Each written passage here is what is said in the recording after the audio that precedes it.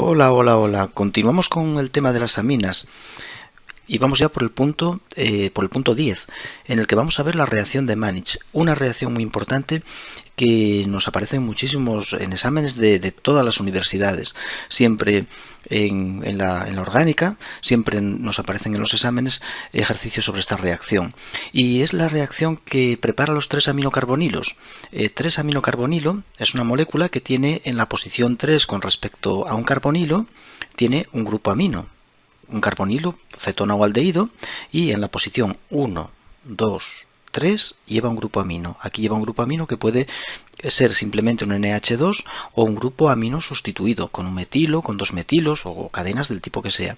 Esta molécula pertenece a la familia 3-aminocarbonilo y por tanto se prepara mediante la reacción de Mannich. 3-aminocarbonilo. ¿Cómo se sabe los reactivos que permiten preparar esta molécula? Se puede desconectar por las posiciones 3N y 2,3.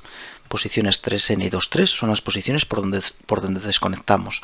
La parte izquierda nos deja la cetona, que es uno de los componentes de Mannich, un aldehído cetona que pueda formar enoles, enolizable, es decir, que tenga hidrógenos en una de sus posiciones alfa. Por otro lado tenemos el carbono 3 que deriva del metanal. El otro componente es el metanal, posición 3, carbono 1, carbono 2, carbono 3 metanal, y el nitrógeno proviene de una amina, en este caso la dimetilamina. Con las cadenas que lleve la amina, pues las ponemos al reactivo para que nos dé el producto deseado.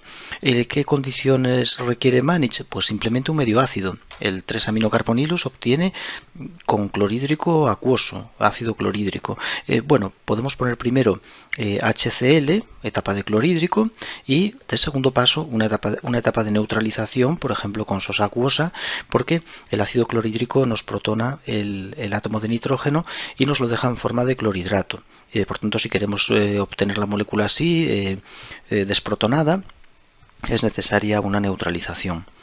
Bien, vamos a ver otro ejemplo de un 3-aminocarbonilo.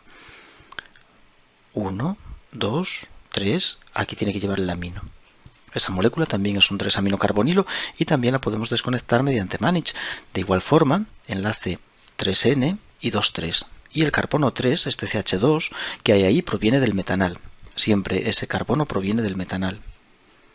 Por tanto, tenemos la cetona que puede formar enoles, porque tiene hidrógenos alfa, el metanal, que es el carbono 3 del producto que vamos a obtener, y por otro lado la dimetilamina. Lo mismo, clorhídrico acuoso seguido de neutralización y lo tenemos. Bueno, vamos a ver este ejemplo de Mannich, cómo va el mecanismo. Vamos a ver el mecanismo. Bueno, primera etapa del mecanismo es la formación de un catión llamado catión iminio. Imonio, mejor, vamos a llamarlo imonio. Es sinónimo. Hay libros que lo llaman iminio. Yo me gusta más imonio, ¿no? Las sales de las iminas, sales de imonio, las sales de las aminas, sales de amonio. Bueno, pues el metanal reacciona con la metilamina, con la dimetilamina, en el medio clorhídrico y condensan. Bueno, se atacan, el nitrógeno ataca al carbono, la carga pasa hacia el oxígeno, el cual coge un protón del medio ácido, y después hay un equilibrio ácido-base, pasamos un protón del átomo de nitrógeno al oxígeno convirtiéndolo en agua, el nitrógeno cede el par, saca el agua y de esta manera se obtiene la sal de la imina. Este catión llamado catión de imonio o sal de imonio. Bien, ya tenemos el primer componente de Mannich. ¿Cuál es el segundo componente de Mannich? El carbonilo, que va a formar un enol, va a formar un enol. Para ello también contribuye el medio ácido. Los protones del medio ácido protonan el carbonilo, y los cloruros que tenemos en el medio, por ejemplo, bueno, es una base muy débil, el agua del medio quizá mejor, arranca el hidrógeno, la carga pasa hacia el oxígeno y así obtenemos el enol. Ahí tenemos el enol. Estos son los dos componentes de Mannich, el imonio, la sal de imonio y nuestro enol. ¿Y qué hacen esos componentes? En la tercera etapa, una vez formados, el enol cede su par, el par del oxígeno, y con el doble enlace va a atacar al carbono del imonio. no al átomo de nitrógeno, busca el carbono, por supuesto, para que la carga pase hacia el átomo de nitrógeno positivo. El carbono es el que tiene gran polaridad positiva y por tanto es atacado por el nucleófilo. Es el centro electrófilo del limonio, el carbono. Y de esta manera ya conseguimos el producto de Mannich. Ahí se une el carbono alfa de la acetona, en este caso, al carbono del limonio, formando el 3-aminocarbonilo. Se genera este enlace carbono en esa etapa. Por aquí nos queda un Cl- y tenemos un equilibrio ácido-base en el que el oxígeno pierde el protón porque es un hidrógeno muy ácido y el nitrógeno, que es una especie mucho más básica, pues captura ese protón para formar un clorhidrato. Los clorhidratos, forma en la que se venden muchísimos fármacos, la mayoría en forma de clorhidratos, porque el clorhidrato es una sal de amonio, por tanto tiene propiedades, es un sólido, un polvo, y es fácil de hacer con él cápsulas, pastillas y demás, y por eso se trabaja mucho con los clorhidratos. Pero si queremos el 3-aminocarbonilo desprotonado, añadiríamos la etapa de neutralización con hidróxido sódico acuoso para obtener ya por fin nuestro 3-aminocarbonilo. Una reacción muy interesante que genera un producto pues de esa familia que comento, 3-aminocarbonilo, que nos aparece muchísimo en la naturaleza, y por tanto Mannich es una de las reacciones importantes de la química orgánica. ¿Siempre metanal? Bueno, en principio la Mannich, digamos, típica, sí, usa metanal, pero es cierto que se pueden hacer Mannich en las que, o nos podemos encontrar con Mannich en las que tengamos otro tipo de compuesto diferente al metanal. Imaginemos, voy a poner un ejemplo igual que el anterior. Supongamos que nos encontramos con una molécula como esta y aquí el grupo amino. Bueno, en este caso de nuevo tenemos un 3-aminocarbonilo, 1, 2, 3. En la posición 3 con respecto a la acetona tenemos un amino. Por tanto, este producto lo genera Mannich. Y desconectamos, hacemos la retrosíntesis como siempre, rompemos el enlace 3N y rompemos el 2,3. Pero como podemos ver, el carbono 3 no es un carbono solo, es un CH. Tenemos dos carbonos unidos, ¿no? Tenemos un metilo, está sustituido. Esto implica pues que en este caso, en vez de utilizar el metanal como reactivo, deberíamos usar el etanal. Va a reaccionar exactamente igual que lo que he descrito aquí abajo, pero al llevar este metilo, pues nos va a quedar en la posición 3 ese sustituyente. Si llevara otro sustituyente, pues lo colocaríamos al aldehído, o incluso podría ser una acetona. Si llevara aquí dos grupos, podemos utilizar incluso una acetona. Voy a ir un momento a repetir otra vez el mecanismo, porque siempre como mejor se aprenden, además esta reacción es bastante compleja, tiene un mecanismo relativamente largo. Y bueno, primer paso, formación de la sal de amonio, cuando en este caso el etanal condense con la amina, con la dimetilamina, en el medio clorhídrico en el cual llevamos a cabo Mannich. Se libera una molécula de agua y une el carbono del aldehído, nos va a unir por un doble enlace al nitrógeno, dejándonos ya una sal de amonio, un catión amonio. Bien, a continuación la ciclopentanona es una acetona enolizable y bueno, protonamos el oxígeno con los protones del HCl del medio. Protonar ese oxígeno exalta la acidez de los hidrógenos alfa y las bases del medio pues capturan ese hidrógeno y formamos nuestro enol. Es fácil, ya vamos pillando práctica, ya es coser y cantar esto. Muy bien, y ahora atacamos desde nuestro enol al carbono electrófilo del limonio.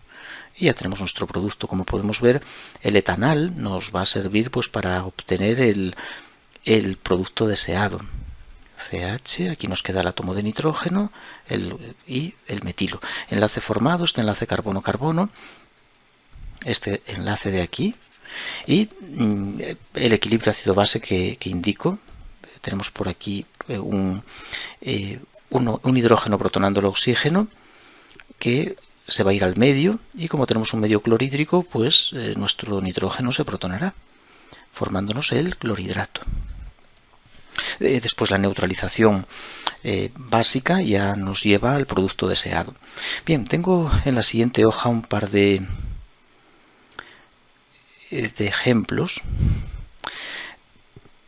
Imaginemos que nos piden obtener esta molécula. ¿Qué es esto? Pues ni idea, ¿no? Ah, sí. 1, 2, 3. La tropinona es un 3-aminocarbonilo. En posición 1 tengo un carbonilo y 3 un amino. Por tanto, puedo desconectar 3N2,3. Y este carbono es el que hace la función del metanal, que como vemos no va a ser metanal. Es un aldehído que queda dentro de la propia molécula.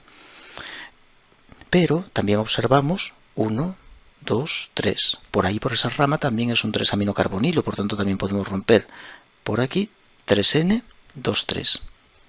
El resultado de la retrosíntesis es, bueno, y en este carbono 3 de aquí, en los carbonos 3, siempre nos va a quedar un carbonilo.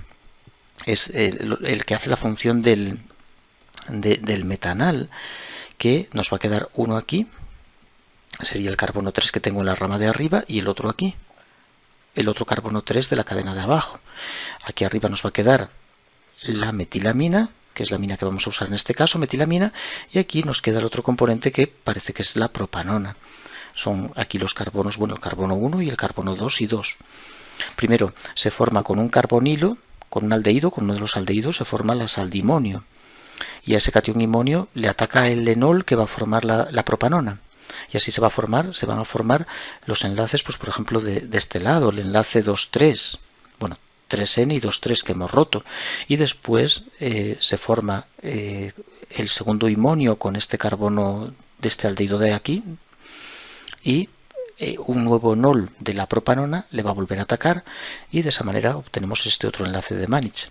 Una cuestión bastante compleja, pero lo vamos a dejar el mecanismo para un ejercicio. Aquí solo quería comentar un poco la desconexión y, bueno, indicar que la reacción de Mannich no es tan fácil de ver.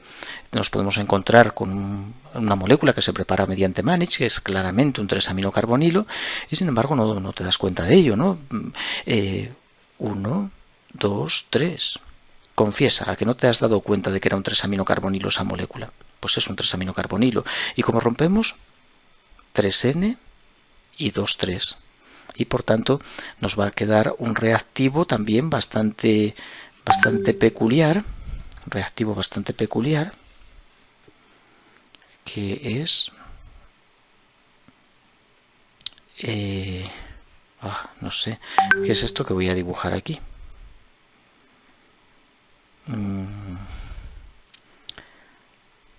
Voy a intentar dibujar. Tengo que romper este enlace. ¿Qué es esto? Este también lo rompo, ¿no? Eso también lo separo. Y en 3 me queda el aldehído. Aquí en 3 el metanal, que no es metanal en este caso tampoco. Iría aquí, la posición 3.